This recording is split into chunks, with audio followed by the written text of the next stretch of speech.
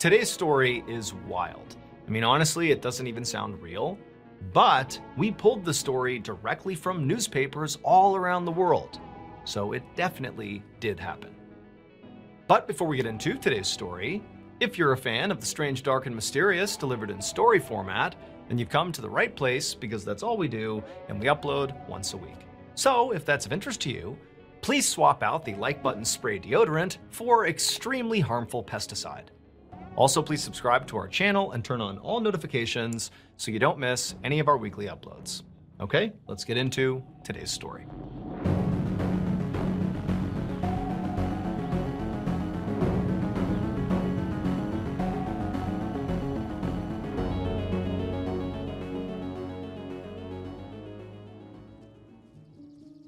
One evening in September of 1885, a young woman named Mary stepped out of the backseat of a carriage onto a dirt road in rural England.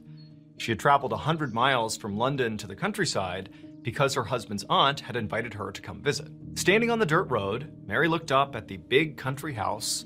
Then she grabbed her suitcase and walked up to the front door and knocked. Then, a moment later, the aunt's maid opened the door. She greeted Mary and took her suitcase and brought the suitcase to the guest room, while Mary headed straight down the hallway to her aunt's bedroom. When she got there, Mary gently knocked on the door and then opened it up. And when she looked inside, she saw the aunt lying in bed, and the aunt looked up and saw Mary and she smiled, but she was very old and very frail, not doing too well physically, and that's part of the reason Mary was here, to just kind of see her while she still could. But the aunt looked up and saw Mary and recognized her, and so she smiled, and Mary came in and sat down next to her, and for a couple of minutes, the two women just had some small talk. Mary talked about her journey from London to, the countryside where she was now, and, the aunt talked about what she was up to. It was all just kind of, pleasantries. But at some point, the aunt kind of stopped and looked up at Mary, and she had this obvious look of pity on her face. And Mary immediately picked up on it, and she's kind of looking back at the aunt, wondering what's going on here. And then the aunt just says to Mary, "Really, how are you holding up?" And immediately, Mary, when she heard this, she felt this knot in her throat, and she had to fight back tears. I mean, she knew exactly what the aunt was talking about. So even though Mary was a young woman, she was already a widow. Her husband had died in an accident about 2 years earlier, and it had sent Mary into this spiraling deep depression. I mean, she was still completely grieving the loss of her husband. He had been the love of her life. And, her extended family and her husband's extended family were all well aware of how badly Mary had been doing. And so they had been extending her invitations constantly to come visit and basically just not be alone. I mean, that was the reason really why her husband's aunt had invited her here, is because she knew Mary likely wasn't doing well. Now, to Mary, this was nice in a way. I mean, she felt very comforted by the family members, and it did seem like people genuinely cared about her.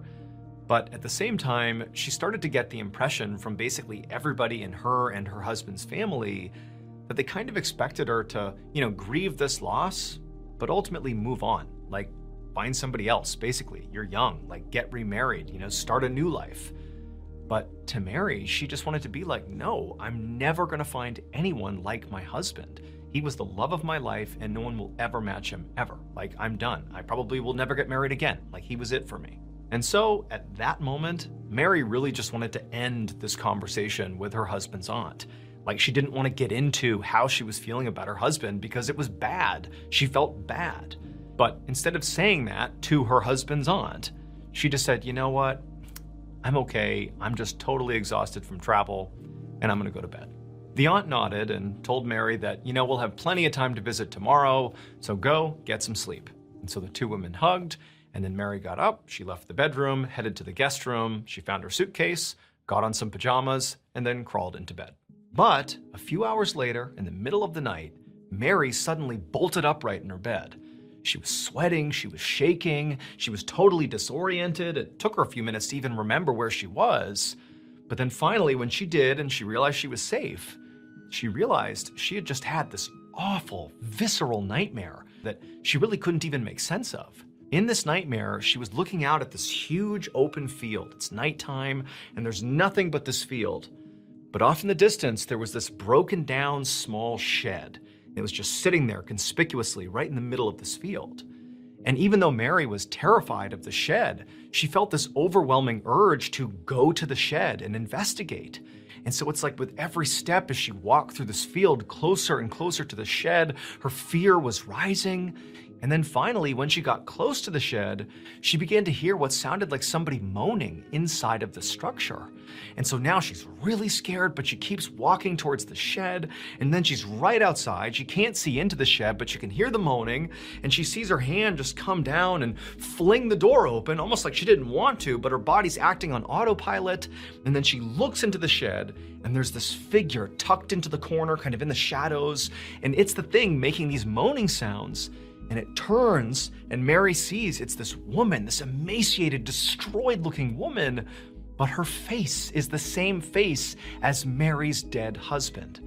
And as soon as she saw that, it jolted her awake. And so that's where she was, sitting in her bedroom, trying to make sense of what she had just seen. And so after 15 or 20 minutes of Mary trying and failing to fall back asleep because of this horrible nightmare, Mary finally says, you know what, I'm just gonna go outside, clear my head, go for a walk. I know it's the middle of the night, whatever. I'll bring some brandy along and sip that to calm my nerves and just kind of walk around until I'm calm, and then I'll go back to sleep. So she hopped out of bed, she grabbed her flask of brandy, grabbed her jacket, got her shoes on, and walked out the front door. Thank you to BetterHelp for sponsoring today's video. Big life changes are often necessary to living a full and happy life, but when you're in those big changes, it can be very stressful. When I left the military back in 2017 and became a civilian again, I remember that transition being so stressful. Not only was I desperate to find a civilian job, which I didn't really understand, didn't really know how to look for a job, didn't really know what my skill sets would translate to, but also I was filled with this dread that like at any moment I was gonna make the wrong decision that would horribly impact me and my family. It was just terrible.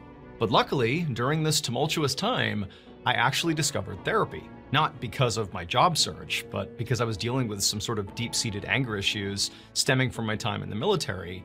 But while I was in therapy, I wound up finding that, talking to my therapist about my job hunt was really helpful. They sort of gave me additional perspective and sort of helped me, kind of think my way through this big transition that was happening in my life. And lo and behold, not long after beginning therapy, I found a career, and I also found peace in my life.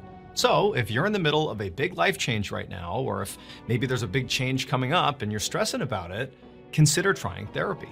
And a great therapy option is BetterHelp. BetterHelp is an entirely online therapy platform, so it's extremely easy to access and not stressful at all to get started. All you have to do is fill out a quick questionnaire online, and then they will match you with a licensed therapist in as little as 2 days. Also, you can change your therapist at any time at no additional cost. Click the link in the description or go to betterhelp.com/Mrballen for 10% off your first month of therapy. Again, that's betterhelp.com/Mrballen for 10% off your first month of therapy. Okay, back to the story.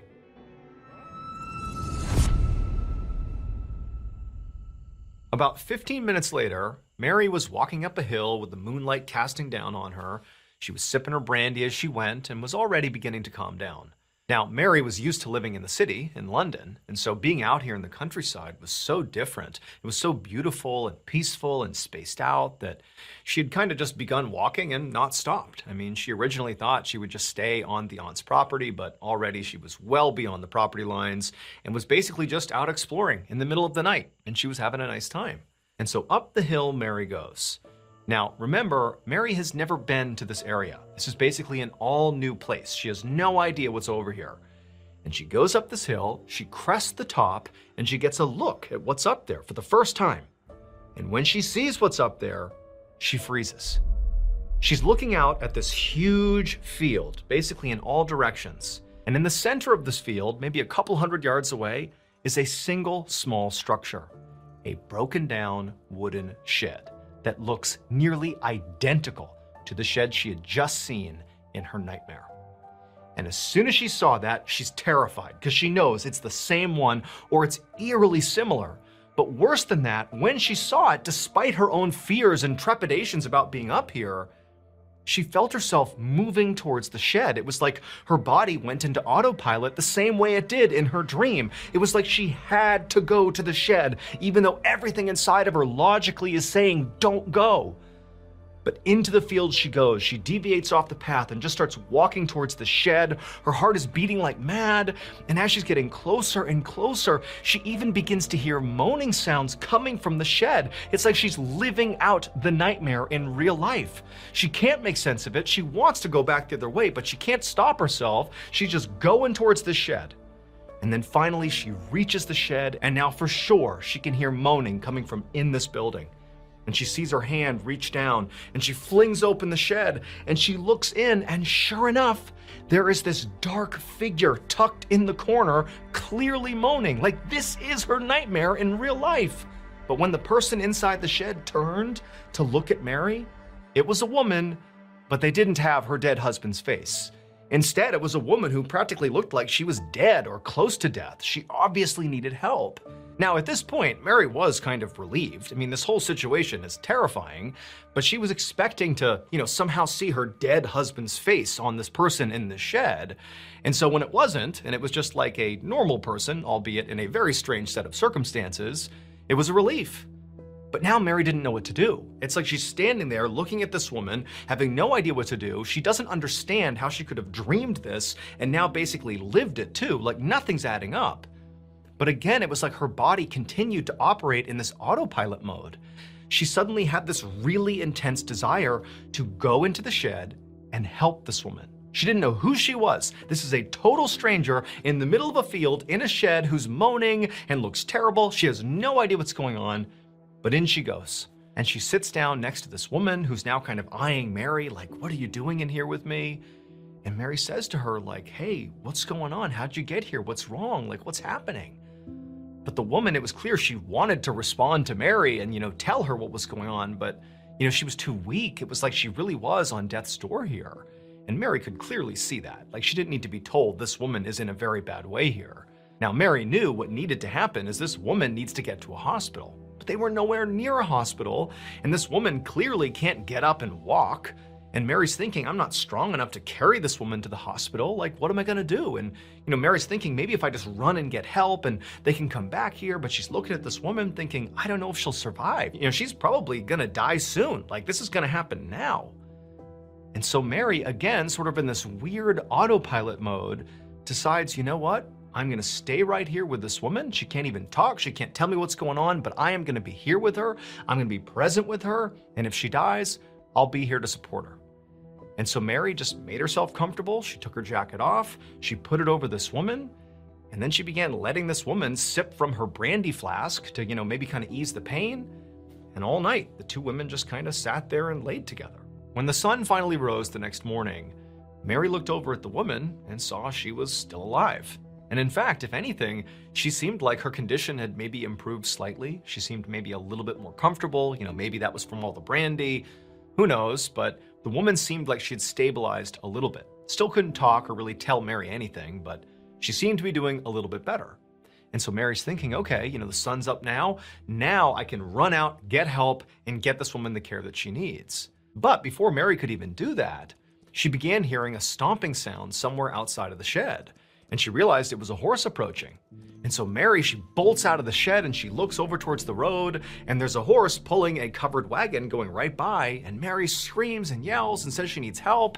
And a man pops his head out of the wagon and says what's going on, and Mary runs over to him and explains this weird situation, how there's this strange woman over here and she's clearly dying, she needs our help. And the man agreed to help. And so he went with Mary to the shed, he picked the woman up, he put her inside of his wagon, and then the three of them together in this wagon drove to Mary's husband's aunt's house. When they got there, the man carried the strange woman inside of the aunt's house, and then Mary told the aunt's maid to go call for the town doctor, and so she said she would. And so at this point, Mary was actually completely relieved. I mean, this was kind of a wild, very unexpected night. I mean, she doesn't even know who this woman is, but she's definitely happy that she's getting, some level of care here. But Mary sort of felt like her role in this was kind of diminished now. She's gotten the woman here and she's feeling so tired and weak from being up all night. And so Mary decided she would just take a nap. I mean, she had been up all night with this woman. She was exhausted. So into her bedroom she went, she climbed into bed, but as she's laying there, she realized she wasn't just tired. She actually felt kind of sick, like ill. And over the next few hours, as she kind of tossed and turned in her bed, not really able to sleep, she would develop this horrible fever. And this fever would just get worse and worse and worse, and Mary would become bedridden, dealing with this mystery illness for weeks, just drifting in and out of consciousness the whole time. It was October by the time Mary's fever finally broke.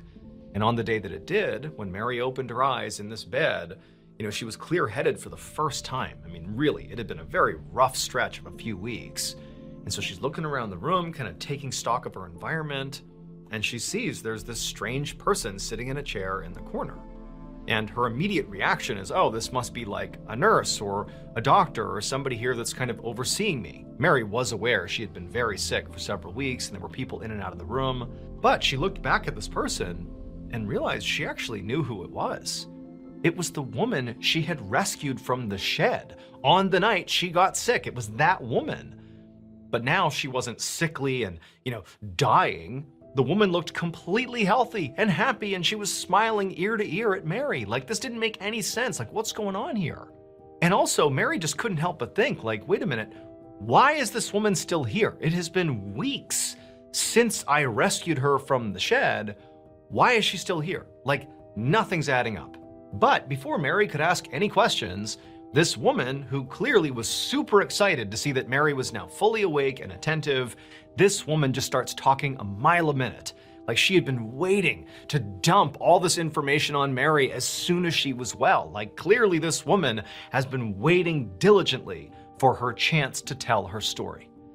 And the story that she dumped on Mary at her first chance, like this day, was incredible. The woman told her that a couple of years earlier, she had boarded the ship in England that was bound for Brazil. But about 5 days into their journey, while they're out on the open sea, the ship caught fire. It was this horrible fire. Everyone's trying to evacuate. And this woman said she was in her bedroom, asleep. She didn't even know what was happening. And while she's laying there and the ship is catching fire and beginning to sink, this stranger comes barreling into the room, literally wakes her up, scoops her up, and takes her to the top deck and gets her into a lifeboat right as the ship sinks. I mean, this stranger completely saved this woman's life. And so this woman, the stranger who had saved her, and a handful of other lucky people who had made it onto this lifeboat, just began rowing in a single direction, hoping they'd find land. And luckily they did. They found this deserted island. And so they landed there, and for a year, this woman and the stranger and those few people subsisted on this island, barely clinging to life, praying for rescue. And amazingly, after a year of being shipwrecked, they flagged down a ship that did rescue them and brought them to England. However, when they actually got to England, things weren't that good.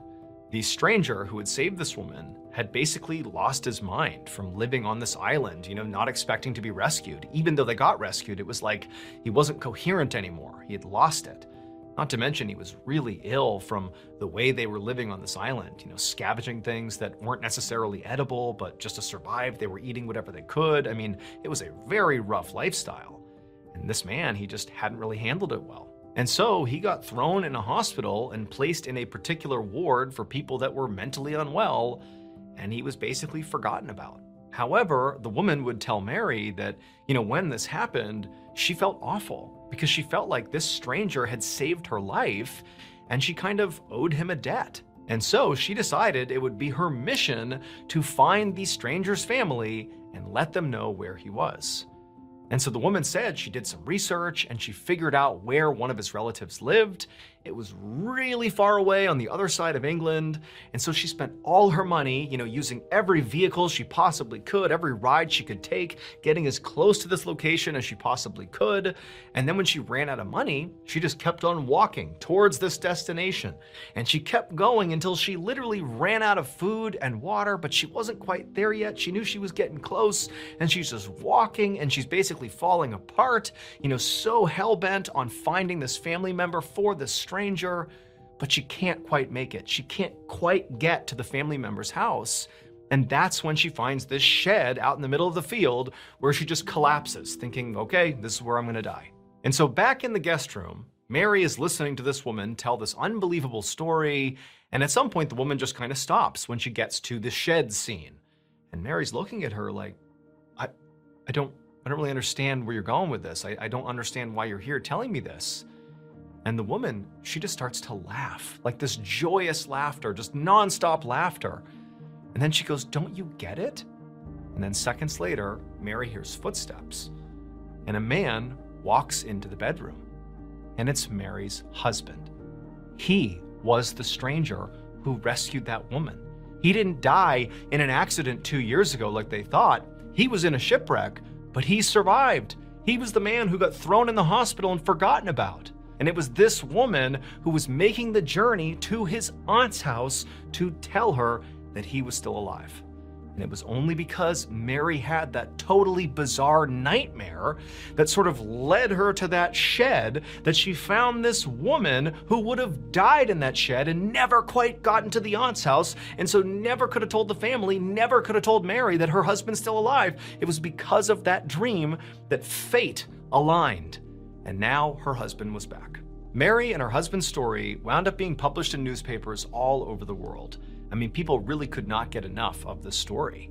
But despite how far-reaching this story became, nobody was ever able to come up with a logical explanation for how so many coincidences and this crazy dream Mary had, how it all came together to reunite Mary and her husband.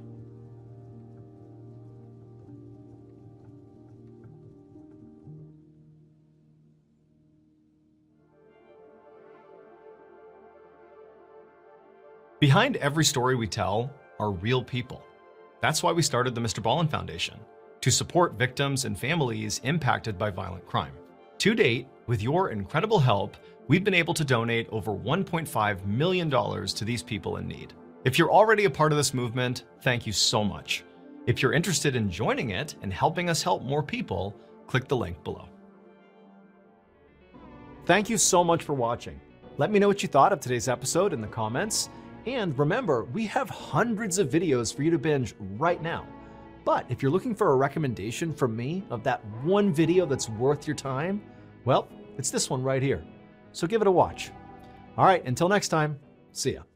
Sometimes the truth is stranger than fiction, and today's story is definitely a great example of that. But before we get into today's story, if you're a fan of the strange, dark, and mysterious delivered in story format, then you've come to the right place, because that's all we do, and we upload once a week.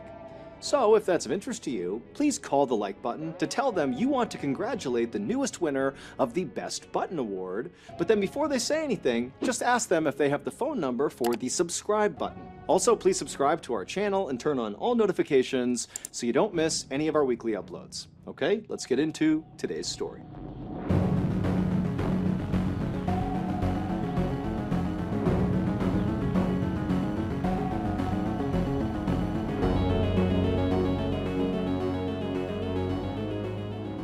On the night of January 3rd, 2008, a 21-year-old man named Part Engel had just poured himself a beer and sat down on the couch next to his girlfriend to watch some TV when he heard a knock at the front door of his apartment in Pottstown, Pennsylvania.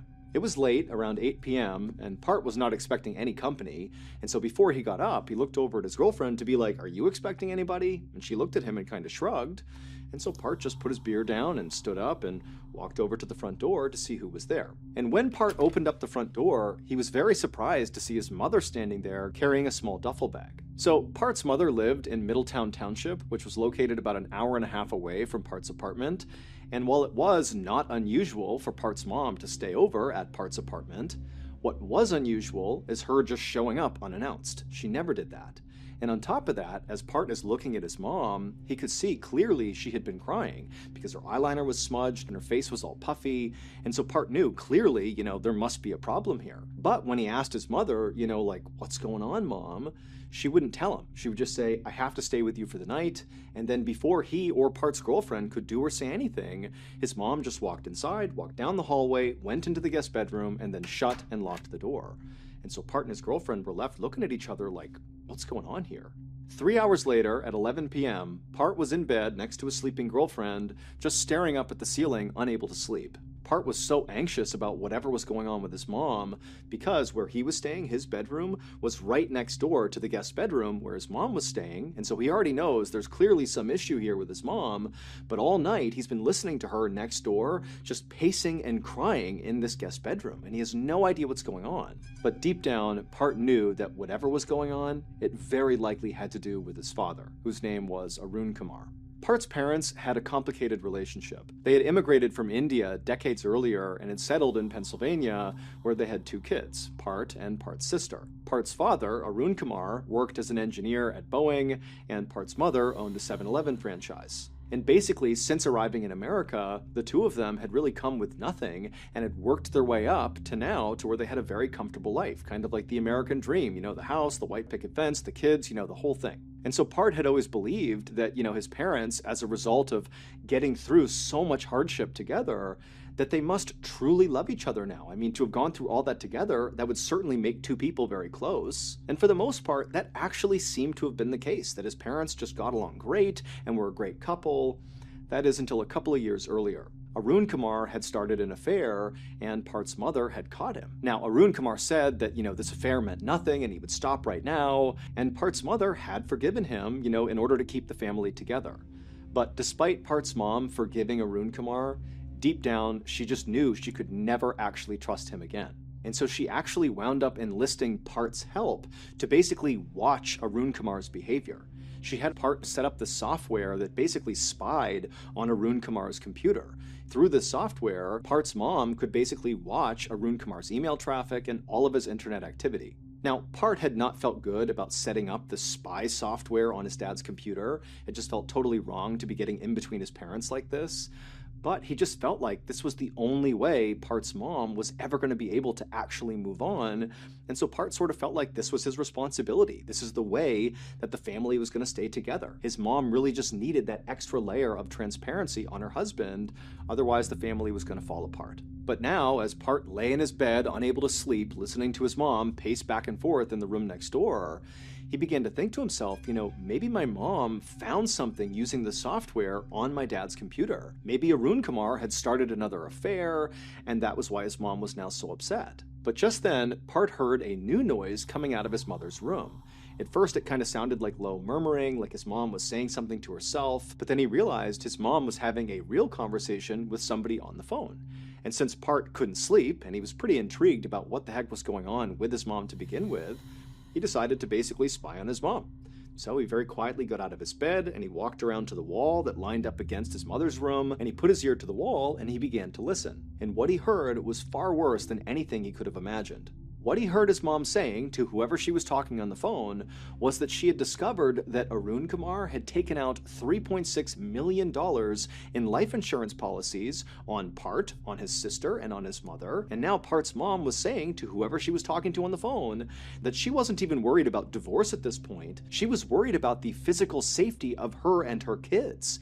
She was worried that her husband was going to kill her and her kids to get this payout. And so not long after saying this, Part's mom hung up the phone and went back to pacing and crying in the room. And Part, meanwhile, has just heard this horrifying news, and he had no idea what to make of it. I mean, he knew his dad was not a good husband, but the idea that his dad would want to hurt his wife or him or his sister just seemed totally impossible. But then, as Part's standing there just kind of processing what he's heard, he began to think back to these recent behavioral changes he noticed in his father that at the time he had kind of chalked up to, maybe my dad's stressed or something. But now, given the context of what his mom was talking about, Part began to wonder if these behavioral changes were a sign of something being terribly wrong with his father. The first change that Part had noticed happened a few weeks earlier. Now, Part's dad was normally a very mild-mannered and calm guy, but a few weeks earlier, he had gotten into this vicious dispute with their next-door neighbor over the property line that ran between their two properties. It was like he was picking a fight with the neighbor or something. And then a few days after that, one of the bathroom sinks in their house had stopped working, and so Arun Kumar got out his tools and went to go break apart the sink and put it back together again, and because he was an engineer, this was something he did, this was typical behavior.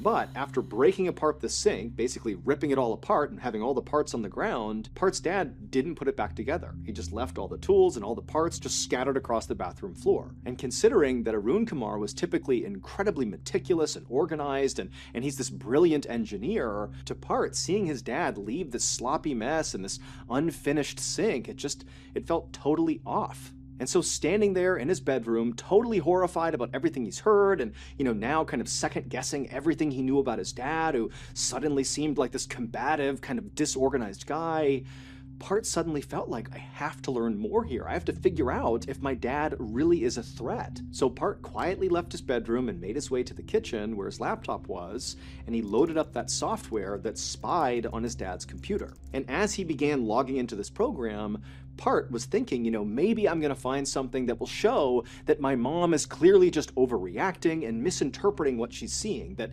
my dad is not, out to kill us for some insurance payout. But after loading up this program and kind of scanning through some recent activity, Part realized that actually the situation with his dad was way worse than his mom had made out on that call he overheard. He not only found all these multi-million-dollar insurance policies taken out on him, his sister, and his mom, but also he discovered this stash of fraudulent-looking paperwork. There were all these passport photos of his father, but then connected to these photos was a passport application that was using somebody else's name, as if his father was trying to forge paperwork to create a phony passport for himself. And so at this point, Part felt like his mother was certainly not overreacting here, that in fact it really did seem like his father was, preparing to kill his family and collect millions of dollars in insurance money, and then using this, fake passport he was making, he'd be able to flee the country. For the next several days, Part's mom stayed at Part's apartment, but she barely ever left the guest bedroom. And then when she would leave the bedroom, Part would go up to her and try to ask her, hey, what's going on, without giving away how much he knew already. But Part's mom was like, nope, I don't want to talk about it, and she would just go right back in the room, shut and lock the door. And so finally, after several days of this, Part just went to his mom's bedroom door, he knocked on the door until she answered, and then before she could kind of shoo him away, he said, Mom, stop, I know what's going on, I read the emails, and we have to figure out what we're going to do, because our lives literally depend on it. I agree with you, it looks like Dad is going to kill us and then flee the country. And so Part and his mom would talk through all the details of what was found on his computer, and ultimately they would decide that Part would be the one to go to police and tell them what was going on with Arun Kumar. And so the next day, Part went to the police station, with a stack of evidence that he believed would implicate his father, and Part was so nervous about this, he was shaking. But when he talked to an actual police officer, they looked over his evidence and they heard the whole story, but they told him, look, we really can't do anything about this. They told Part that, it's not illegal to take out life insurance policies on your family. And then also the police officer pointed out that in addition to Arun Kumar taking out those policies on his kids and his wife, he had also taken out a policy on himself and made his wife and his kids the beneficiaries of that policy. And so the police officer said, look, this does not look like a murder plot to me. It just looks like your dad is doing something fairly responsible. And then as for the passport application paperwork where his dad had used a phony name, the police officer said, look, he has not filed this paperwork, and so it's not illegal what he's doing. Anybody can get some paperwork out and fill it in with whatever they want. It becomes illegal if they attempt to actually pass it off and submit the paperwork, and as far as we know, he hasn't done that. So that's weird, but it's not illegal. And so Part had to leave the police station, and he went back to the apartment, and he told his mom what happened, and ultimately they decided that all they could do now was just wait and continue to watch that software that monitored Arun Kumar's computer, and just hope Arun Kumar would do something that was incriminating that they could then bring to the police and say, see, he's trying to kill us and collect a payout and flee the country.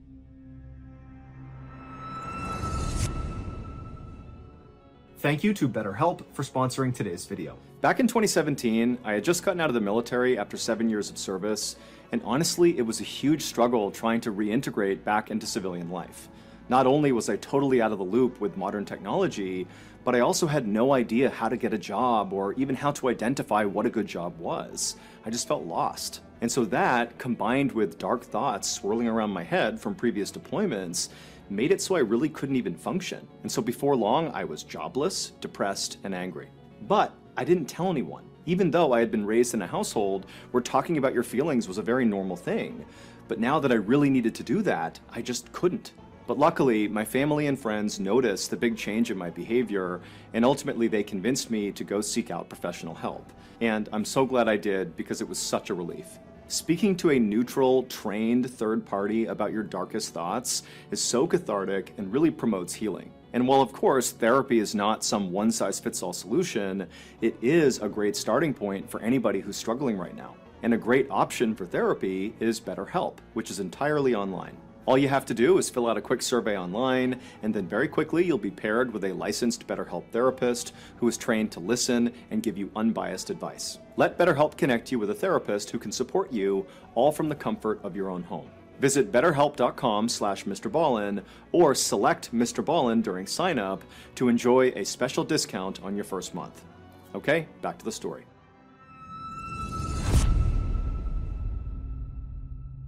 Over the next few days, that Part and his mother every day just constantly checked this software and watched what Arun Kumar was doing on his computer.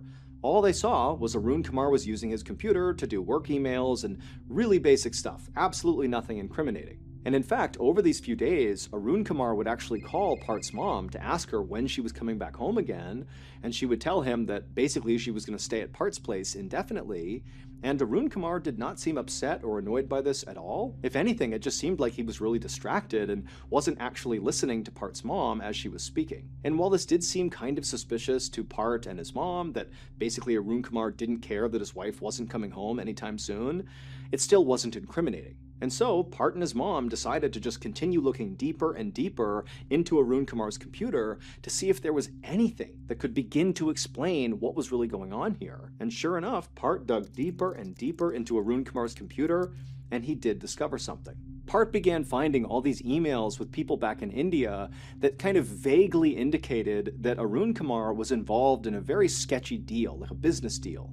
Now, again, the emails were incredibly vague, but what was clear in these back and forths in these emails was that it seemed like Arun Kumar had gotten wrapped up with some really shady people, and they were having these really nasty exchanges in these emails about this, deal that Arun Kumar seemed to be involved in. And so Part began to wonder if maybe he and his mom had this all backwards, that he, his mom, and his sister were not the ones actually in danger here, that in fact it was Arun Kumar who was in danger. Maybe because this deal, went south, and these people that he was doing this deal with, maybe they were mad at him, and so perhaps all these life insurance policies and this new fake identity were some sort of move by Arun Kumar to kind of flee the danger he was in. And so obviously, if this was true, this was still a horrible situation for their whole family, but it was markedly better than what Part and his mom had been operating on before, which was, that Arun Kumar was going to kill his whole family. And so pretty quickly, as a result of kind of thinking about this in a new way, Part's mother started feeling a lot better about the whole situation and actually left Part's apartment and went back to the house to go live with Arun Kumar. And Part himself began to think that, maybe this is not as big of a deal as we thought it was. I'm sure my dad will figure out whatever he needs to figure out here to get out of whatever mess he's in. And over the coming days, Part checked in with his mom every single day because now she's living with Arun Kumar, and she said everything was fine. And Part, he continued to check his dad's computer activity, and nothing else really popped up. It was still just the same stuff they had originally found. And so it just kind of seemed like, maybe this really is not as big of a deal as we thought it was. But on the morning of January 20th, 2008, so about 2.5 weeks after Part's mom showed up at his apartment, everything changed. On that morning, Part logged into his computer to check on his dad's computer using that software because he was still checking it every single day. And the first thing he saw was his dad had sent this email to this woman who Part didn't know, and this woman was certainly not his mother. And in this email, his dad told this person that he had a big contract coming up and he was going to make a ton of money from it. And then also at the end of this email, he told this woman that he loved her. And so right away, Part's thinking, okay, my dad is obviously having another affair because this is not my mom and he's saying he loves her. And also, what's my dad talking about with this big contract coming up? Is he talking about the insurance policies? Does he expect those to pay out soon, indicating that I, my sister, or my mom might be dead? And then also, the other thing that Part noticed that morning as he's checking through his dad's computer activity is he found another message his dad had sent out recently where he communicated to somebody that his father had died. So Part's grandfather had died. And also in this message, Arun Kumar is telling this person that he's going to go to his dad's funeral alone, that his wife and 2 kids were not invited to this funeral. And so Part's reading this, and he's totally devastated by the fact that his grandfather's dead, and the fact that, he's not being invited to the funeral? But again, he's thinking, oh my gosh, is that because my dad thinks I'm not going to be alive? Is this all connected, between the big contract and the fact that we're not going to be at the funeral? Is this my dad thinking he's going to enact this murder plot soon? Part didn't know, but he felt like he and his mom and his sister were running out of time, and he needed to act right now. And so Part got off his computer, he called his mom, and they made a plan. That evening, at around 9:15 p.m., Part got in his car and began driving towards his parents' house to go confront his dad. This was the plan he and his mom had come up with. Basically, his mom would stay at Part's apartment, and Part would go and tell his dad, we know about what you're doing, and you gotta stop. And even though Part was totally jacked up on adrenaline as he drove towards the house, he felt like he really had the upper hand going into whatever this confrontation was going to be. Because, number one, Part was showing up totally unannounced at night to his dad's place. His dad's going to be caught off guard when he sees him. And also, Part knew he was much physically bigger than his father. Part was over 6 feet tall and over 200 pounds, and so he had the physical angle as well. And so Part really felt confident driving towards the house that he was going to come out the victor in whatever ensued. At around 10:45 p.m., Part finally arrived in front of his parents' house. He parked the car, he got out, he walked up the front steps, and he knocked on the front door. And a couple of seconds later, Arun Kumar came to the door, he opened it up, and he's totally confused to see his son standing there. And then before Arun Kumar could do anything, Part, in his deepest and most authoritative voice, looked at his dad and said, "We need to talk." And then he intentionally bumped into his dad with his shoulder as he walked into the house. And so his dad is standing at the front door, not really sure what's going on. And Part, after taking a few steps in, he abruptly turns around. And so now he's looking back at his dad. And he takes a step forward and gets right in his dad's face and says, I know what you're up to. I know what you've done. And you have a simple choice to make. You can either stop what you're doing and become the family man you're supposed to be, faithful to mom, or I'm going to go to the police and tell them what you're up to, and you're going to go to jail. Either way, whatever you're doing stops right now. And for a moment, Part and Arun Kumar are basically staring at each other in silence, and then Arun Kumar, before Part could stop him, basically ran past Part, passed him down the hallway, and he ran into the master bedroom, disappearing from Part's view. And so Part's turned around, and he wasn't expecting this, and suddenly all that confidence he had going into this confrontation was gone, because he's thinking, oh my goodness, my dad, maybe he's got a weapon in there. I need to get in there and stop him. And so Part, he turns and runs down the hallway, he darts into the bedroom, having no idea what he's going to see inside, but what he sees does catch him off guard. Arun Kumar is just sitting on the bed, doing nothing. He's just staring what looks like at the wall, and Part just stops in the doorway, looks at his dad, and then realizes his dad's not just absently staring at the wall, he's staring into the open bathroom. And in the open bathroom, on the ground, are all those tools left over from where his dad had been working on the sink and then never finished. All these tools are scattered on the ground, including one tool that now Part is realizing his dad is looking directly at. It was a big, heavy metal pipe wrench. And suddenly Part realized, my dad is looking at a weapon, and he's considering whether or not to get that weapon and attack me with it. The next morning, Part's mother pulled up in front of the house that she shared with Arun Kumar, and she walked up the steps, went to the front door, she opened it up, and as soon as she stepped inside, she yelled out, hello, who's here? But there was silence, and immediately she got a bad feeling, but she knew she had to investigate. And so Part's mom began slowly walking down the hallway, the same hallway that Part and his dad had been fighting in the night before. And she went down the hallway and she turned and looked into the master bedroom, and she couldn't believe what she saw. There was blood on the carpets, on the walls. It was a bloodbath, and in the middle of the room was an obvious dead body that was so mutilated and destroyed she couldn't even identify it. And so seconds later she had run outside and dialed 911. It would take police almost 4 years to finally untangle Arun Kumar's insane web of lies and also make an arrest for the murder that took place inside of that house. And the reason it took nearly 4 years is because nothing in this case was what it looked like. Now, Part and his mother had been correct about a number of things about Arun Kumar. For example, Arun Kumar was having another affair, he had taken out life insurance policies on his whole family, and he was looking to obtain a fake identity. They were also right that Arun Kumar had become embroiled in a very shady deal back in India, but the specifics of that deal were not what Part and Part's mom thought it was. And when Arun Kumar announced in that message that, his father had died and he'd be traveling to India all alone, that his wife and his kids weren't coming, they weren't invited, well, Part and his mom had been correct, that this was a cover, this was an excuse for Arun Kumar to put his big plan into action. And Arun Kumar's big plan did involve murder, and so Part and his mom were right about that aspect of his plan. However, Arun Kumar's target for this murder was not who Part and his mom thought it was. They were not the target. Arun Kumar was going to murder himself. Or more specifically, he was going to pretend to kill himself. That was actually the shady deal he was involved in back in India. He was working with people who could help him fake his own death.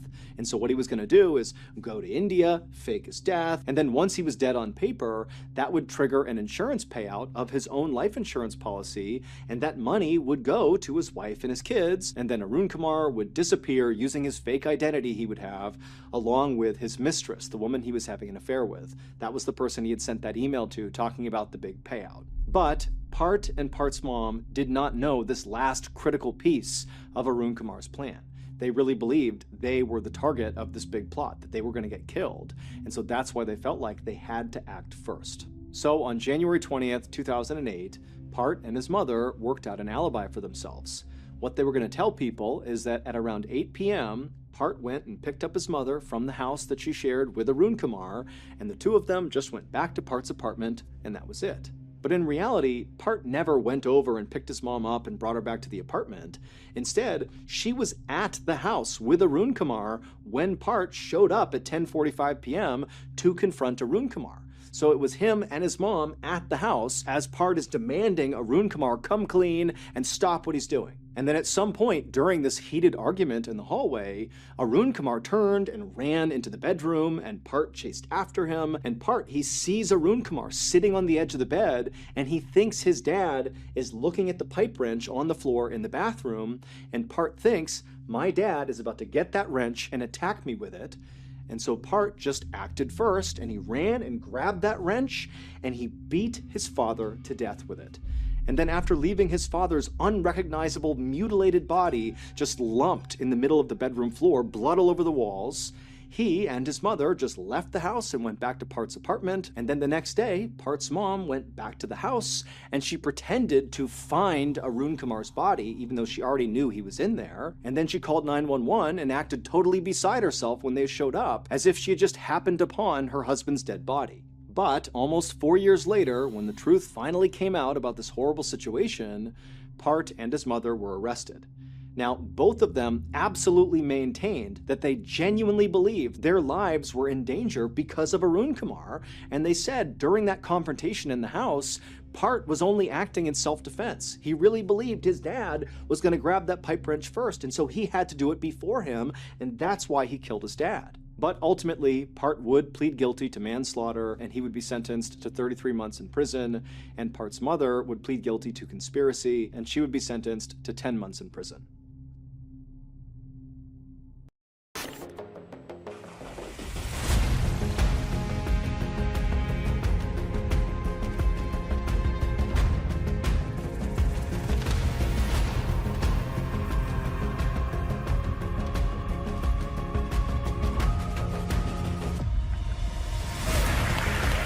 I want the people in the audience to be drawn into the stories I'm telling the same way they are at home.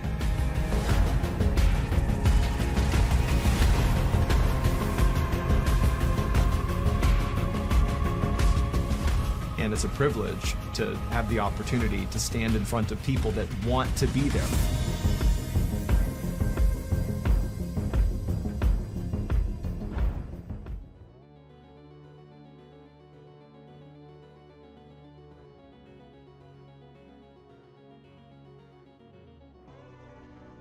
So that's going to do it. If you want more strange, dark, and mysterious content, remember we have a whole slew of strange, dark, and mysterious podcasts that are free under the Mrballen Studios umbrella. All you have to do is go to any podcast platform and look up Ballen Studios, and you'll find the Mr. Ballen podcast, Mr. Ballen's Medical Mysteries, you'll find Runful, Bedtime Stories, and our newest podcast, Wartime Stories. These are all incredible shows. They're all strange, dark, and mysterious, and again, they are free, so go binge. As always, thank you so much for your support. Until next time, see ya. Today, I'm going to tell you 3 stories about places you can't go and people who went there anyways. But before we get into those stories, if you're a fan of the strange, dark, and mysterious delivered in story format, then you come to the right place because that's all we do and we upload once a week. So if that's of interest to you, please sneak into the like button's house and replace the stuffing in their pillow with cement. Also, please subscribe to our channel and turn on all notifications so you don't miss any of our weekly uploads. Okay, let's get into today's stories.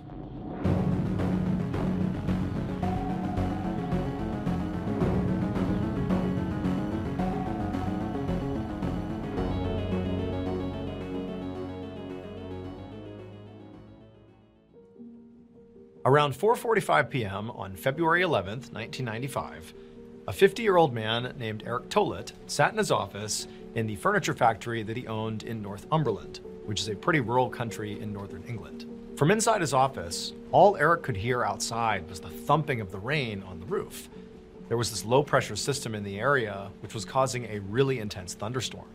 In fact, the storm was so bad that Eric had actually decided to close the factory for the day so all his employees could stay home during the storm. And Eric was glad that he could actually afford to give his employees a day off like this, because it had not always been that way.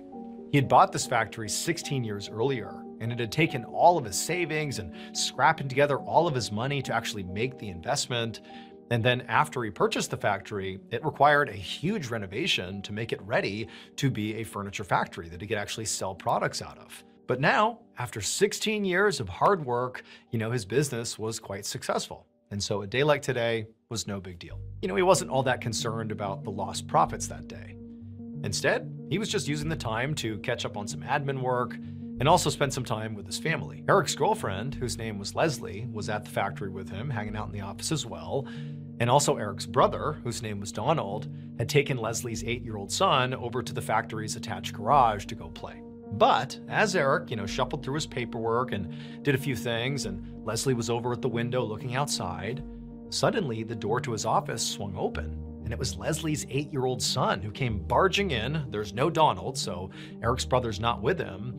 And the son, he just looked totally panicked. And he immediately said, before, Eric or Leslie could ask any questions, that Donald had collapsed over in the attached garage. Now, initially, Eric didn't really know what to make of this, but his first thought was, his brother Donald was 60 and he did have some health issues. And just hearing this kid say that Donald had collapsed, it signaled to Eric, like, oh my goodness, did Donald have a heart attack? Or he was also thinking, this kid's only 8 years old. Is he overreacting? Is there actually something totally benign happening? Whatever it was, Eric knew immediately that it was time to drop everything and run over there and check on Donald. And so that's what he did. He and Leslie put their stuff down. They ran with the 8-year-old, through all the way to this attached garage, which, in virtue of it being attached, they never actually went outside into the storm. They just ran straight to this garage. And sure enough, when they got there, there was Donald laying on the ground. And so before Eric ran over to his brother to assess him to see what was going on, he just stopped right in the doorway and turned to Leslie and her son, and he told them, go back to my office and call 911. I'll be in there as soon as I can. And so they turned, they left, and then Eric, he turned back around, rushed into the garage, and knelt down next to Donald. And right away, he could tell that his brother was not breathing, and as he's sort of feeling around for some sign of life, suddenly Eric began to feel this incredible tightness in his chest. And then before he knew it, he had blacked out and collapsed right next to his brother. So before Eric purchased this factory 16 years earlier, it had been a factory, but it was not a furniture factory.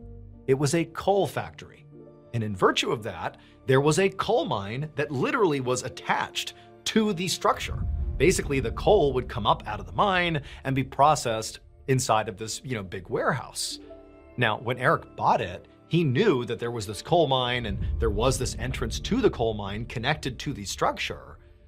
But the coal mine was not in use, the entrance to the coal mine had been completely boarded up, and it really played no role whatsoever.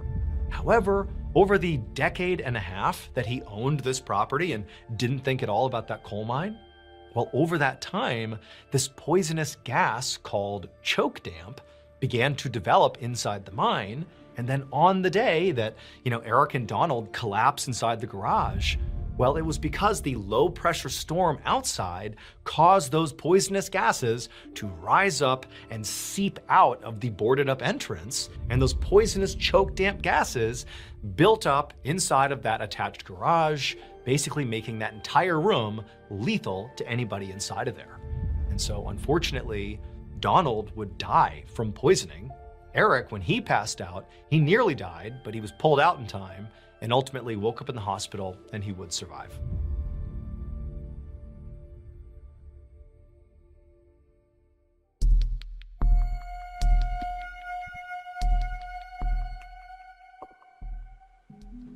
At 10 a.m. on September 10th, 2022, a 68-year-old woman named Diana Stewart stood on the deck of a small boat in the Pacific Ocean, less than a mile off the eastern coast of New Zealand. She looked out at the perfectly calm, light blue water, and she saw this albatross bird flying across the sky, so she lifted up her camera and took a picture. Diana was a wildlife photographer, and she was also a member of the Nature Photography Society of New Zealand.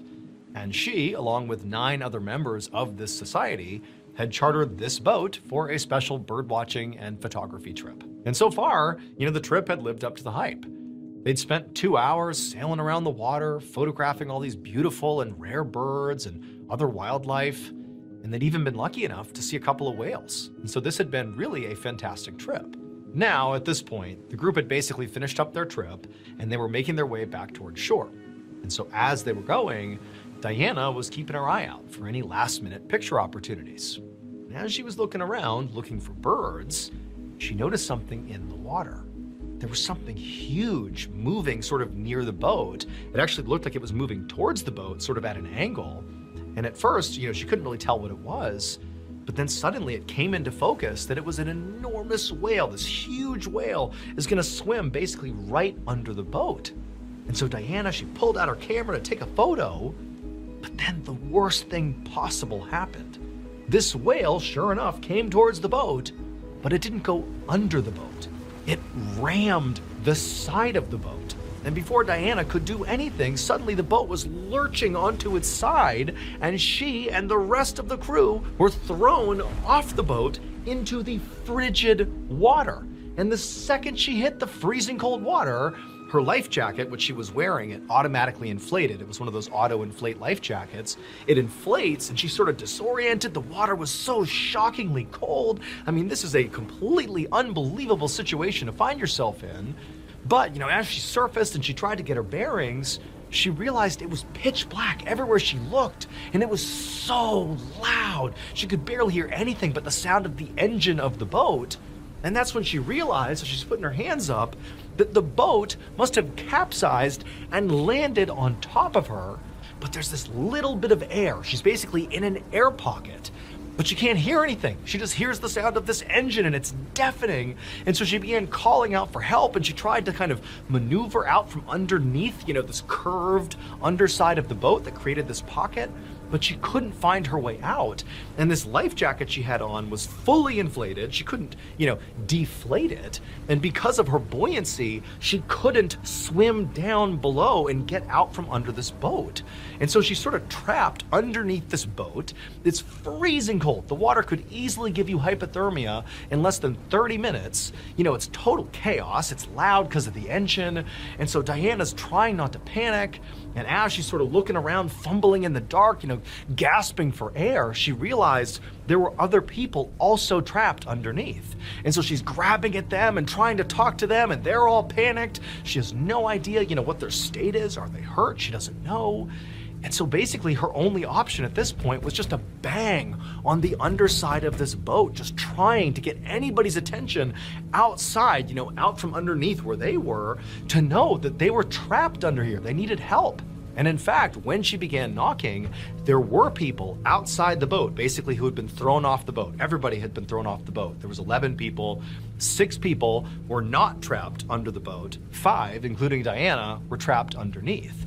And so as Diana is pounding the underside of the boat, the skipper of the boat, a guy named Mark, he was one of the 6 who were outside, and he clearly heard the knocking sound. And so he's obviously in a bad situation too, same as everybody else in the water. But he was in a markedly better situation because he's not trapped under this boat. And so he quickly understood that, okay, he needs to gather the 6 people he's with, kind of make sure they're okay, and then figure out how they're gonna get these people trapped under the boat out. And so his first instinct was just to bang back on the side of the boat, to let them know, hey, we hear you. But again, you gotta picture the scene. They are suddenly in the water because a whale flipped their boat. They have no idea if this boat's gonna sink any second here. The engine is currently running, so it's super loud. The water is freezing cold. They're out in the middle of the ocean. Like, this is a true life or death situation here. But Mark, he does his best to stay calm. He's hitting the boat back to let the folks know down underneath the boat that they're okay. We'll get you out of there. But underneath, Diana and the others, they're starting to panic. It's hard to breathe down there. I mean, there's really not much air. The water's choppy because they're moving around. And so they're gulping down water as they're doing their best to survive down there. But they just keep hitting the boat back saying, come on, you gotta get us out of here. But periodically, they'd still try to force themselves out from underneath. But again, their life jacket just made it impossible. Like, they didn't have a way out unless they ditched their life jacket. But then that's another problem. Like, are you really prepared to ditch your life jacket? You don't know if there's obstacles when you swim out from under. You don't know if you're even strong enough to make the swim. What happens if you get stuck down below? Like, there's all these factors that sort of forced the group under the boat to do nothing and wait and just bang the underside of the boat. And so Mark, out on the outside with his group of 6 people, including himself, they actually climbed on top of the flipped upside down boat. The boat was big enough that he knew their extra weight would not cause it to sink any further or create a worse problem for those under the water. He just knew he had to get those people out of the water to avoid hypothermia. And then once they were all up there, Mark found one of the people he was with, their cell phone, despite being submerged, was still working. And so Mark took the phone, he called authorities and said, you gotta send somebody out here right now. We have people trapped in the water, we need your help. Authorities said they would be out there as soon as possible. And sure enough, authorities were able to get out to the boat fairly quickly. And they were able to get Mark and the 5 others that were trapped on top of the capsized vessel to safety. And then divers were sent into the water and they went underneath the boat. And sure enough, the 5 others, Diana included, they were all still there. But unfortunately, all 5 were deceased. However, those 5 didn't die from hypothermia. They didn't die from drowning. When the boat was actually hit by the whale and capsized, it caused some of the gasoline lines to rupture. And so there was this leak in the gasoline lines. And when the boat was upside down, that leak was basically pouring into the air pocket. The dark, freezing cold, loud, awful air pocket they were in was basically filling with toxic gasoline fumes. And ultimately, 17 minutes after capsizing, all 5 died from gasoline poisoning.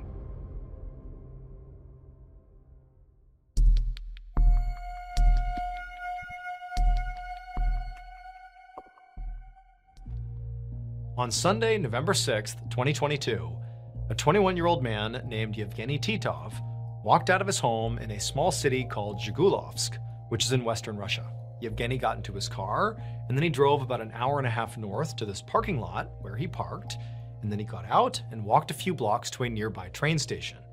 When he got there, he asked the person behind the counter when the next train was going to St. Petersburg, and they told him there was one leaving soon. He bought a ticket, and then Yevgeny sat and he waited, and then eventually his train rolled through. He climbed on board, took his seat, and for the next 43 hours, because St. Petersburg was 1,000 miles away, Yevgeny just sat there, basically doing nothing for nearly 2 days.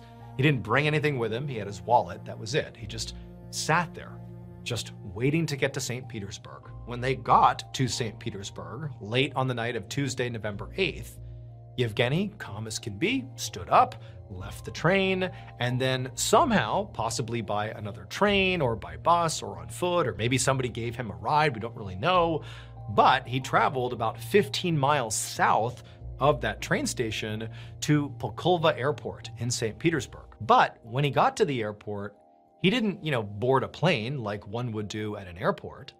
Instead, he found his way to this one very specific parking lot that was outside of the airport. Several hours later, in the early morning hours of Wednesday, November 9th, a random person was on their way through that same parking lot on the way to the airport when they started to hear something. It actually sounded like muffled screaming.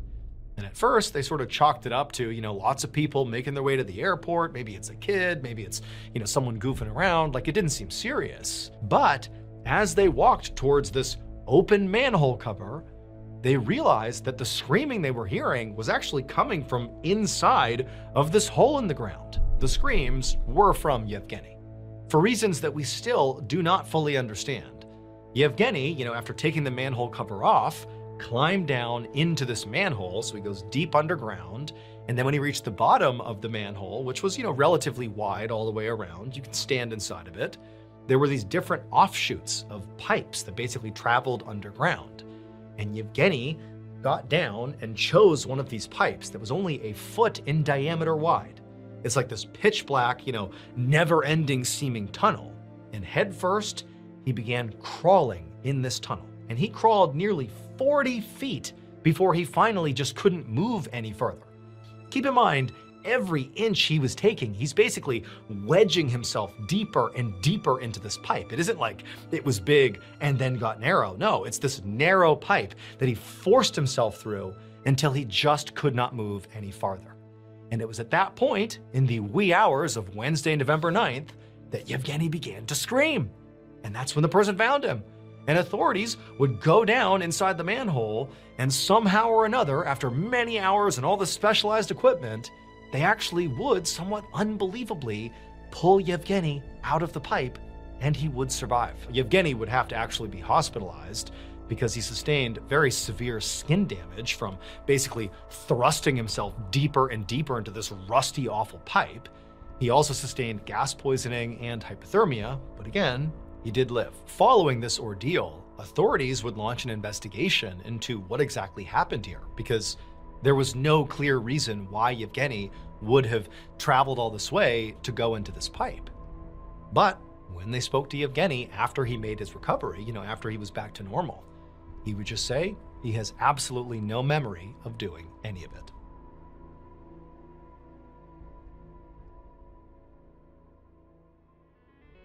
Thank you so much for watching. Let me know what you thought of today's episode in the comments. And remember, we have hundreds of videos for you to binge right now. But if you're looking for a recommendation from me of that one video that's worth your time, well, it's this one right here. So give it a watch. All right, until next time, see ya. On May 22nd, 1993, a man named Kurt was carrying some boxes into his new home. He had just moved into this two-story house along with his fiancée, whose name was Kim. Kurt went into the house and he dropped the boxes in the foyer, and then he turned back to head back down to the car to get another load. And as he walked down the steps, he passed his fiancée Kim, and they smiled at each other. She was making her way up, he was making his way down. But seconds after they passed each other, right as Kurt got back to the car, he felt this incredible pressure and blast wave hit him in the back that almost sent him flying. And then when Kurt turned around, he could not believe what he saw. But before we get into today's story, if you're a fan of the strange, dark, and mysterious delivered in story format, then you've come to the right place, because that's all we do, and we upload 2, 3, even 4 times a week. So if that's of interest to you, please sneak into the like button's house and replace their toothpaste with numbing cream. Also, please subscribe to our channel and turn on all notifications so you don't miss any of our uploads. Okay, let's get into today's story.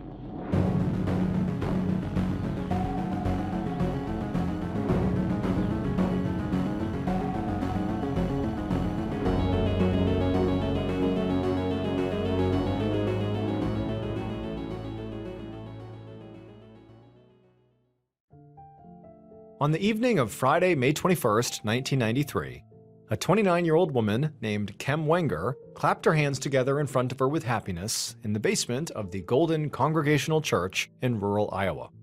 Her closest friends had gathered here to throw Kem and her fiancé, 32-year-old Kurt Simon, a combination wedding shower and goodbye party, and now they were presenting the couple with their gift.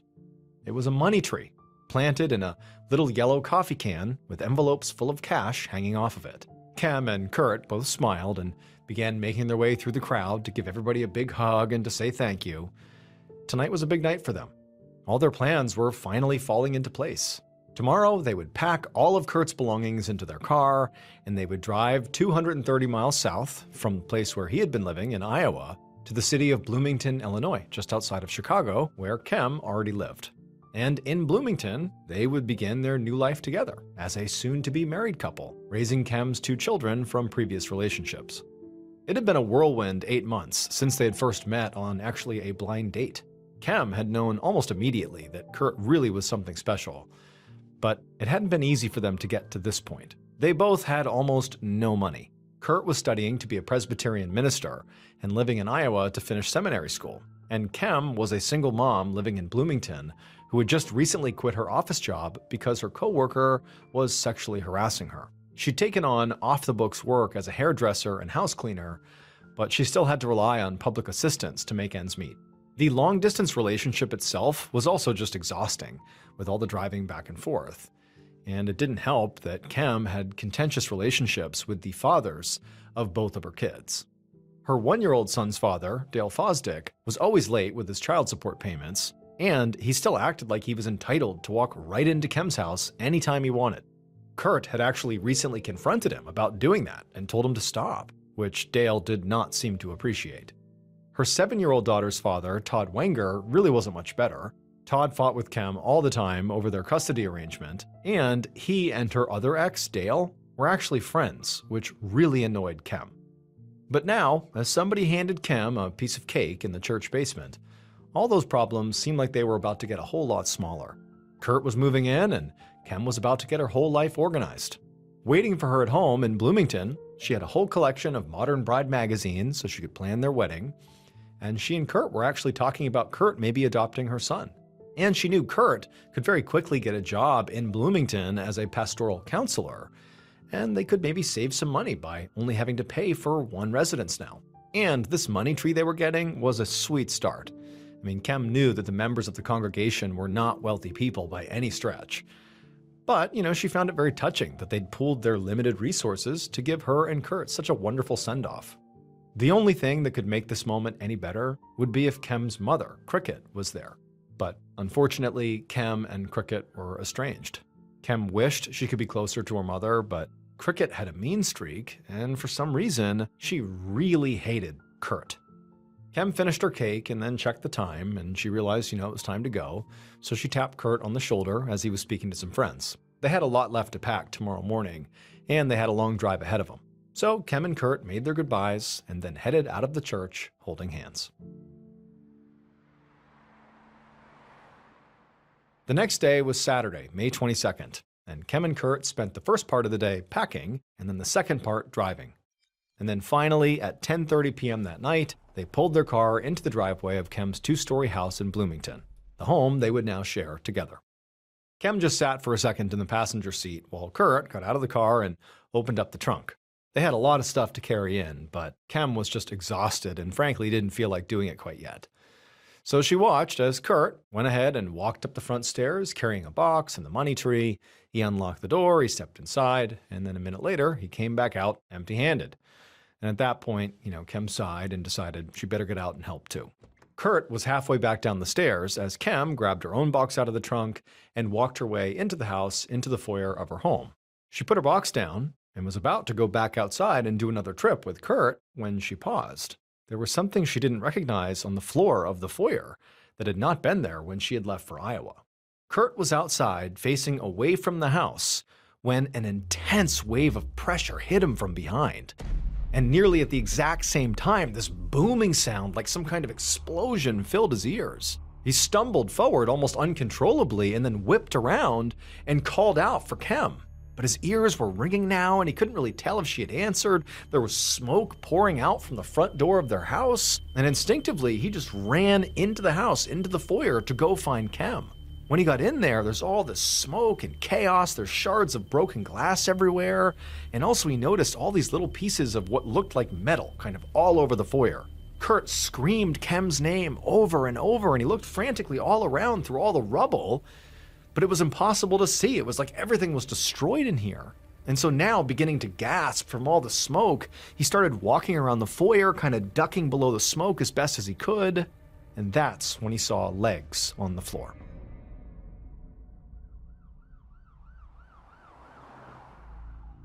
Minutes later, Detective Larry Shepard of the Bloomington Police Department pulled up outside the two-story house in his cruiser, with his partner beside him and another squad car behind them.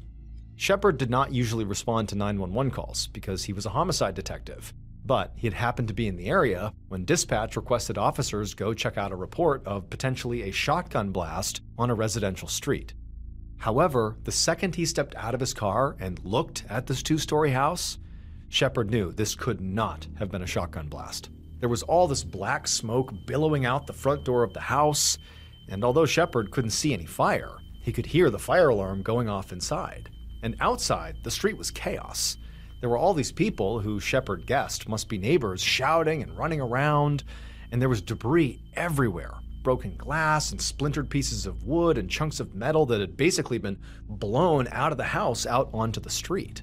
In the driveway of this home, Shepard could see there was a man who had his hands on his head and he looked frantic, and he was yelling the name Kem over and over again as he looked towards the destroyed house. And it was at that point Shepard realized there must be someone or multiple people inside of the house, and he really couldn't wait for backup to go find them. So he and his partner shouted for everyone to stay back, and then they raced up the stairs into the smoke. Once Shepard was inside the front foyer, he could tell there was no active fire, just lots of smoke kind of hanging in the air, and he looked around and he saw there was a 6-inch hole on the wall right near the front door, and there was another hole right in the floor of the foyer. But even though he saw those things pretty quickly, his attention quickly snapped to the body of a woman who was on the ground, and it was immediately clear that there was nothing they could do for her. Literally half of her head was just missing. In his entire career, Shepard had never worked a murder case where the weapon was a bomb. But standing in this blackened, destroyed foyer over the charred body of this woman, Shepard felt sure that that is exactly what he was looking at right now. Around this point, the officers from the other squad car had now come up the stairs and into the house. But Shepard told them to get back, go back outside, because the scene was not safe to process yet. They needed the fire department here, and they needed the bomb squad, because there could be more explosives. Not long afterwards, Shepard and the other officers stood on the front lawn as members of the fire department and the state police bomb squad combed through the scene. By this point, Detective Shepard had learned a bit more about what had happened. The dead woman was Kem Wenger, and the man he had seen screaming in the driveway was Kem's fiancé, Kurt Simon.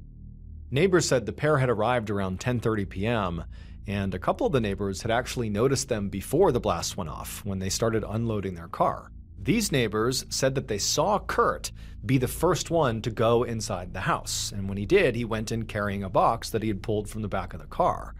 And then these neighbors said they saw Kurt come out again, empty-handed, but he went down to the back of the car again, and he appeared to put something in the trunk. And at the same time, Kem had grabbed a box from the car, and she went into the house by herself, and that's when the explosion happened. Shepard was troubled by these accounts. He thought it was suspicious that Kurt had been able to walk into the house without getting hurt, and then just seconds later, Kem goes in and her arrival seems to have triggered the explosion. And so naturally, he wondered if maybe that box Kurt was carrying that he went inside with, maybe that was the bomb, and he planted it. And then when he left, she goes in and it obviously goes off. And then also he wondered, what had Kurt put back into his car after he came out again? What did he put into the trunk? But even more suspicious than any of that was what a preliminary sweep of Kem's home had turned up in the basement. And that was wires, gunpowder, and fuses. Shepard did not need to be a bomb expert to know that these could be components of a bomb, and that whoever killed Kim must have built the bomb right there in her basement, which naturally made Kurt Simon the #1 suspect. So Shepard told a crime scene tech to process Kurt's vehicle and pay extra attention to the trunk. Then the detective walked over to Kurt himself. And Kurt was rocking back and forth, and he was crying, and he was still just saying Kim over and over and over again. Shepard asked Kurt if he could tell him, what had happened here. And Kurt looked at him with this vacant and shocked expression, and he told the detective that he didn't know what happened. He'd gone inside with a box, and he had just started back down the stairs when he felt the blast behind him. And at this, Shepard's eyes narrowed, because according to the neighbor's account, they said Kurt was actually at his trunk, putting something back into the car at the time of the explosion. But Kurt was now claiming that he had actually only just exited the house, basically was on the stairs as the blast happened. Now, this discrepancy could just be a result of confusion, or Kurt could be lying to cover up whatever he may or may not have done. But independent of whatever this was, Shepard just told Kurt that right now he was going down to the station for questioning.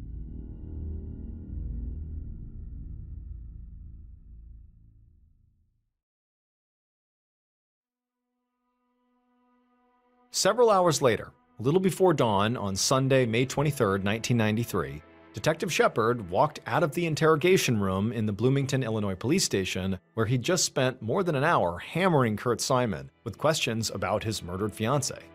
And Kurt had been a pretty difficult interview. He had plenty of ideas about other people who might have killed Kim. He told Shepard that both the fathers of Kim's children, Dale Fosdick and Todd Wenger, fought with her all the time. And he said that Kim's estranged mom, Wilma Lewis, who everybody called Cricket, was, quote, every kind of evil. But Kurt had seemed to have no information to offer about what he had actually witnessed before the explosion.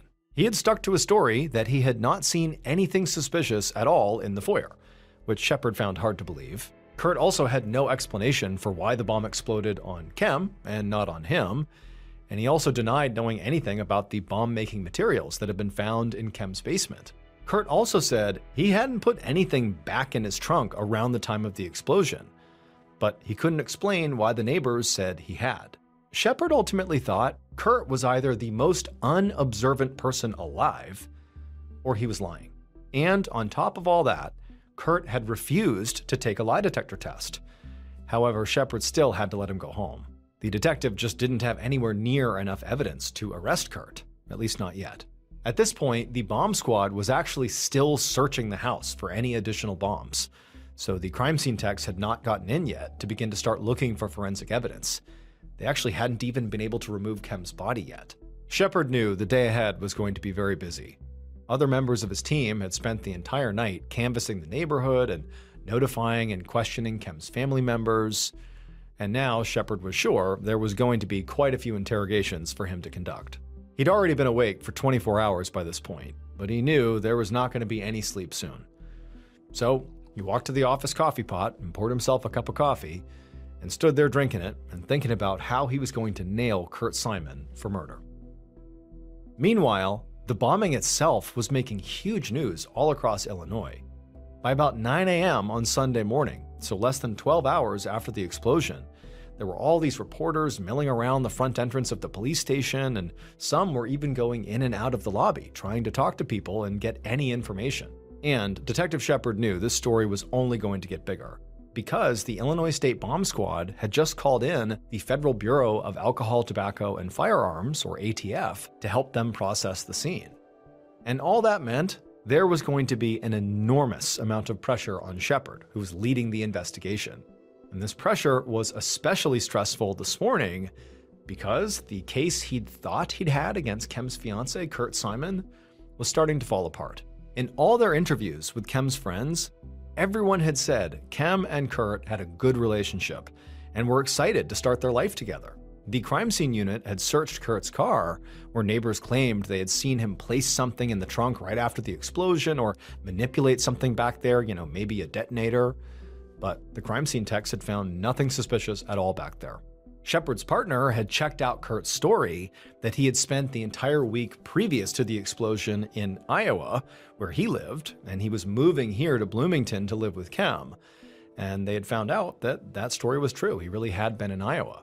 And so this made Shepard's theory that Kurt had assembled the bomb in Kem's basement a lot less likely, since Kem was home all week and Kurt wasn't there. Plus, Kem's babysitter had given police 2 additional pieces of information that really widened the suspect pool. First, she said that the spare key to Kem's house had recently gone missing. And the second thing was, because the spare key was gone, Kem had gotten locked out at some point and had to cut a hole in the screen in the back door to get inside. And so this meant that basically anybody could have gotten inside of Kem's house to build the bomb if they just went in through the back door, or if they, had the key, if they stole the key. So Shepard's suspect list effectively had gone from Kurt to all of Bloomington.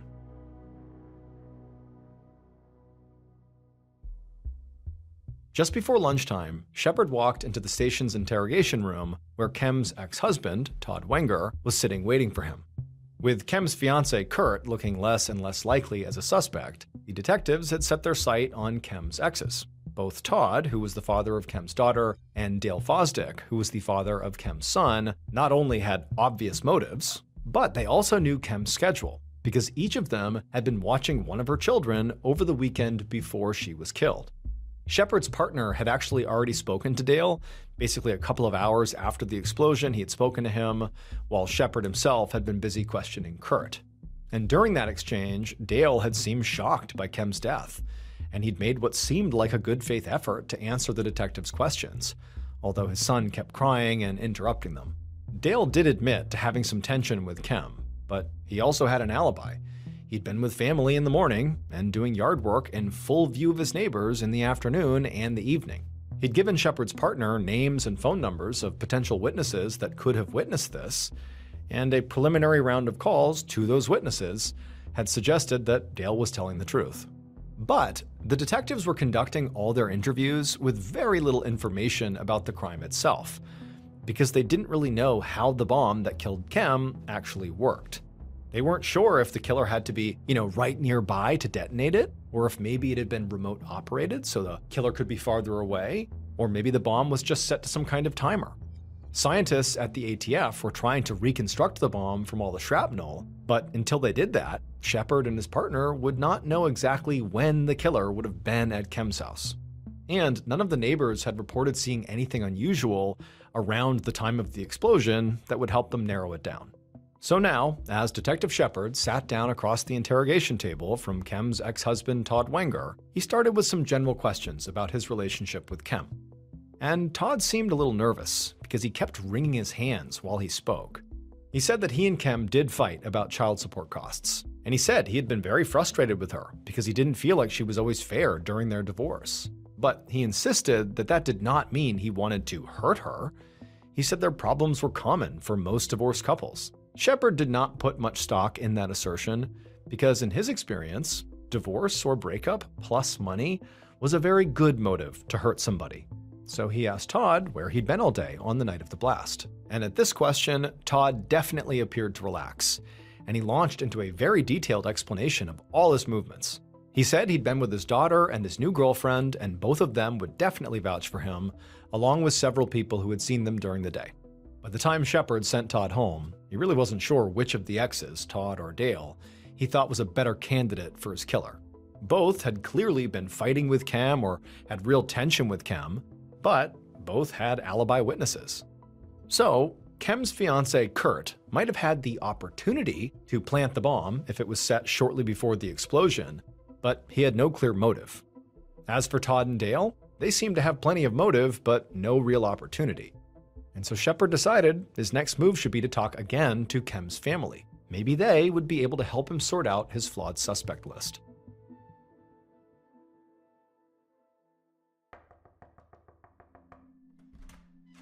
On Sunday evening, so almost 24 hours after the explosion, Detective Shepard knocked on the door of the home where Kem's sister, Joni, lived. Now, by this point, another officer had already been there to tell her and their mother, Cricket, about Kem's death, but Shepard wanted to hear from them himself. Now, Shepard had been told that Kem and her mother were estranged, but even though he went in with some idea that this interaction could be odd, Shepard was still really caught off guard by the way Cricket was acting. It was like way over the top. As Joni welcomed Shepard inside and offered him a seat on the couch, she was crying. Her reaction to the death of her sister seemed very genuine. But Cricket was not crying or showing any signs of being sad. Instead, she was just furious, and not about the murder or about losing her child or about the fact that police had not made an arrest yet. She was furious about her child's life insurance policy, which apparently Kem had not added her to as a beneficiary, which meant that Cricket was not going to be paid any money despite her child being killed.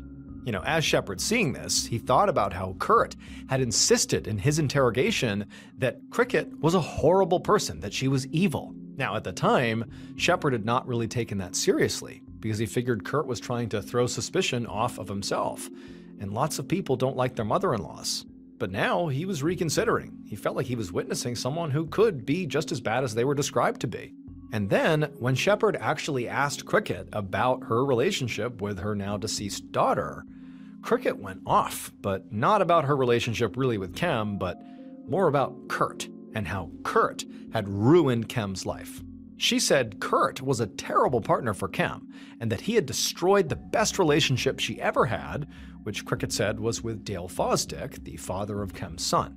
She also said that Kurt had destroyed her, Cricket's relationship with Kem too. She said that she and her daughter used to talk every day, but once Kurt was in the picture, she had been forbidden to call the house at all. Now, to Shepard, Cricket seemed completely scattered, bouncing from one subject to another and just mad about everything. But he started to wonder if what he was witnessing here was not just pure selfishness and being a terrible person, but instead could be some kind of very complicated grief or maybe even guilt, or grief and guilt combined. But one thing was definitely true, which was Cricket really seemed to hate Kurt as much as Kurt seemed to hate her. And Shepard just wasn't sure which one of them was in the right. But it was around this point in the conversation that Kem's sister, Joni, cut in, and she offered up a potential suspect idea of her own. She said that Kem had recently left a job where a colleague, a man named Phil Hartman, had sexually harassed her. Following this, Kem had actually gotten a settlement out of it, and apparently Phil had made threats afterwards, including a promise to get her for this. And so Joni said it was Phil who the police really should be investigating for this murder. When Shepard finally left the house, his head was spinning. He'd gone to Cricket and Joni, hoping for clarity, sorting out his 3 suspects. But he'd come away with less clarity and now 5 suspects. Kem's fiancé Kurt, her exes Dale Fosdick and Todd Wenger, her co-worker Phil Hartman, and frankly, Cricket herself. At this point, it was late on Sunday night, and Shepard had been awake since Saturday morning, and so he decided the best thing he could do now was just go home and get some sleep. That way, he could come back with a clear head on Monday morning and maybe make sense of it then.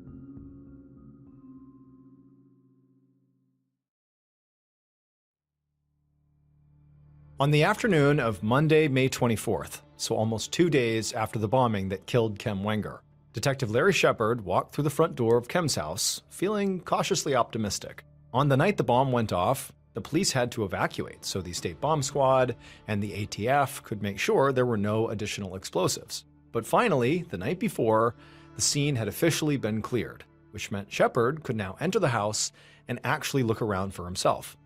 Inside the house, he could see that the foyer was still in complete disarray, although Kem's body by this point had been removed and autopsied. There were also now all these little flags and markers all over the place, pointing out how she'd been positioned on the floor and where various bomb fragments and other evidence had been collected. And also now, because the feds had completed a preliminary assessment of the bomb, Shepard could actually imagine how the bombing went down. There was a 6-inch hole in the foyer floor, and Shepard now knew that that was where the bomb had been placed, right there on the ground, probably concealed in some kind of a small box or package. From the autopsy, which had shown distinct damage to Kem's right hand, Shepard knew that what likely happened was that she had spotted the package and picked it up with her right hand, which then triggered the explosion. And this was actually the single most important thing the feds had been able to determine, that the bomb was motion activated. This was huge, because it meant the bomber did not have to be at or even near Kem's house to trigger the explosion manually, which meant they could have left this thing there any time during the weekend. This also explained why there were a bunch of wires and bomb-making materials found in the basement, because if the bomb had been built somewhere else and transported to Kem's house in, say, a car, the bomb could have exploded along the way. So what likely happened was that Kem's killer brought a partially finished bomb to Kem's house that would not detonate as they carried it, and then they put the final touches on it right on site, once it was actually in position in the foyer. This also meant the bomber had to be pretty sophisticated, because building a bomb like this took technical skill, it took some intelligence and real attention to detail, because if you don't have those things, you can set off the bomb and kill yourself. And so, in Shepard's mind, this likely took Kem's mother, Cricket, right off the table. She just did not strike him as organized enough or really coherent enough to build this type of bomb. She just seemed way too scatterbrained. Kem's exes, Dale Fosdick and Todd Wenger, both worked with machines for a living, so they were definitely still in. And her fiancé Kurt was highly educated, so he was still in. Shepard wasn't sure about Phil Hartman, the co-worker who Kem had accused of sexually harassing her. He had reached Phil by phone that morning, and Phil had told him he was working in Louisiana at the time the bomb went off, hundreds of miles away.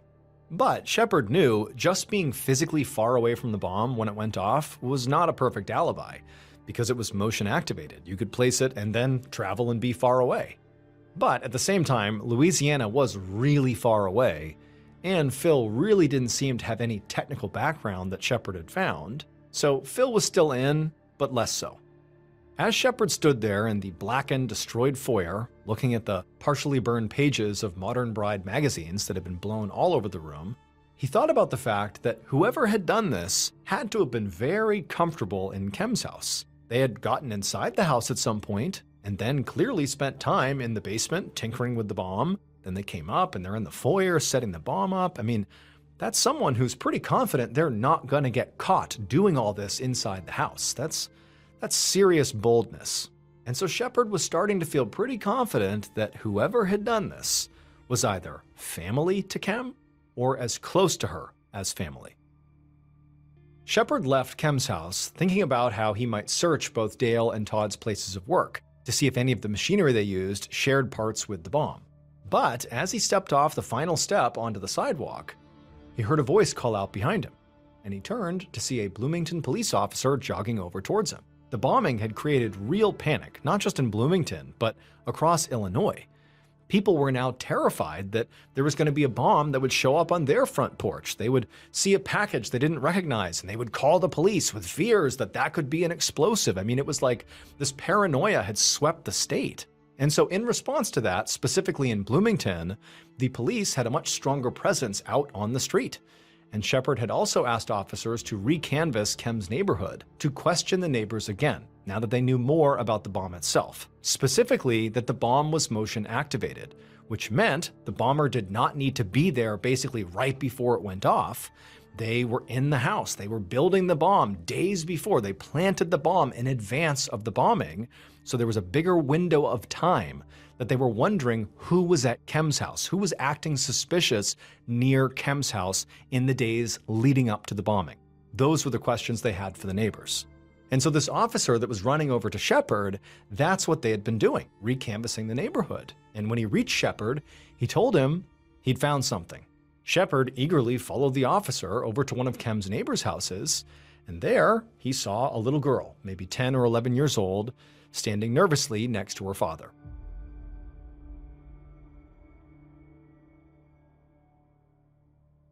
And based on what this little girl would say, along with evidence collected by the Bloomington Police Department and the ATF, this is a reconstruction of what authorities believe happened to Kem Wenger on May 22, 1993.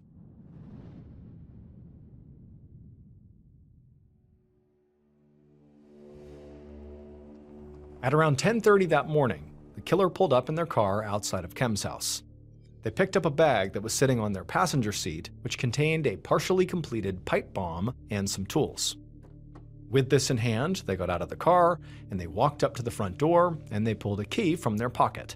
This was the same key they had stolen from under the doormat a few months earlier. They used the key to unlock the front door, and they let themselves inside.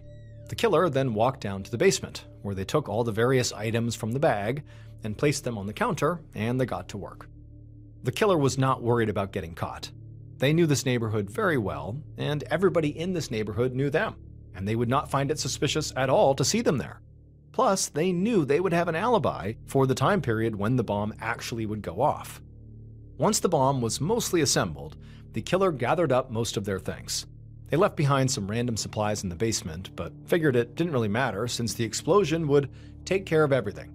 Feeling very confident in their workmanship so far, the killer walked back upstairs and placed the nearly completed bomb on the floor in the foyer.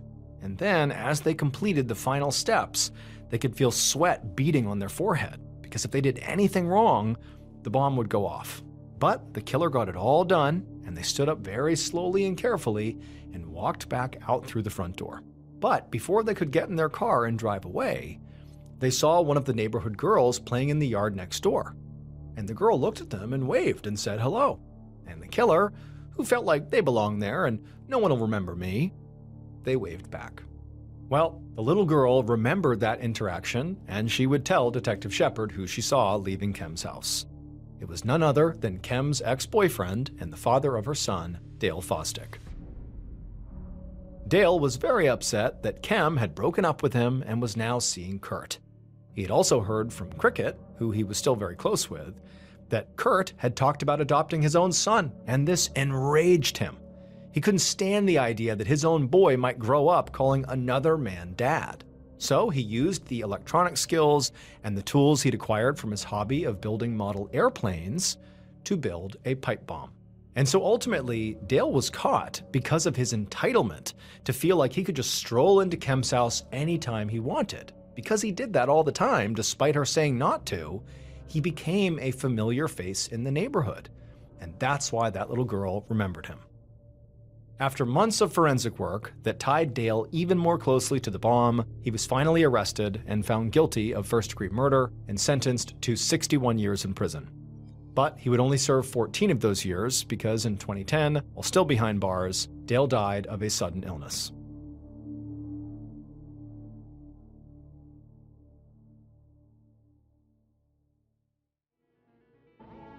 Thank you so much for watching. Let me know what you thought of today's episode in the comments. And remember, we have a whole playlist of true crime episodes ready for you to binge right now. So click here and give them a watch. All right, until next time, see ya.